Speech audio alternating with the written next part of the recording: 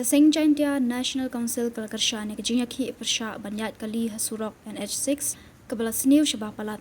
Laban kedua bagi Joint Action Committee berkentup ekasnong Kiang Rata Cera, Dona School, Dona Umlu, Pertakuna Kuliang, Bor Sara Hadu Tongseng, Kalashim Yakarai ban Syak yat kali nakasurok ba NH6 kum kejing ben bor yaka bor badaipet ban pen bhano yaka.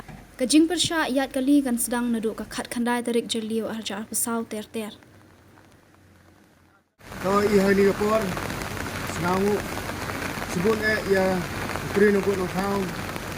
Ada elam ia nak kau gua jengai dua poi yang ni senang. Dia dua burung le yang gendong kong senang yang ni senang. Kong sang, rumah wahai senang emlang ini gendong senang. Ada piu sikit pi. Yang gaya gua jengai yang getan yang gendong sini. Lengba kani jinjia yang ni suruk gua dah si haduk. Sau palat yang kuat.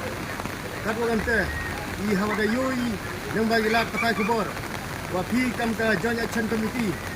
Wadau strike no pi lani dau ban no pi yang suruk. Wa kelempuk kor. Ina galeng ke JMC. Kamada yo pi hapok social media. Kedep ke jing kecan. Hendai handu kata le wambuni ku kecan do ha kuat kubor lani ha social media. Wani da ke jing wan rengkat yang ini sini. Nangwa Laga percaya utip ko, waga Joint National Council MT Langgo, waga JAC, waudawa, wupurni kedbah, yang suruk wada jet, wada pra. Jawi ila ke sarkar, wam pat ko, lani wam seli bago, ebak da yugo gidi gitau to, gitau gua jengai, nalor wa jengai gitau, man suruk sosi.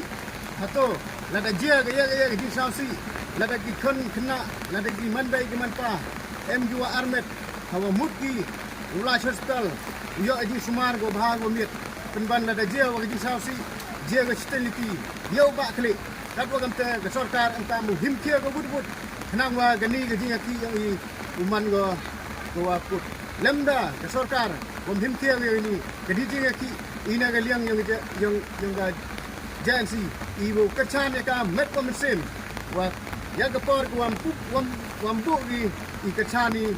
Wah, lahan dulu pada EMP lang.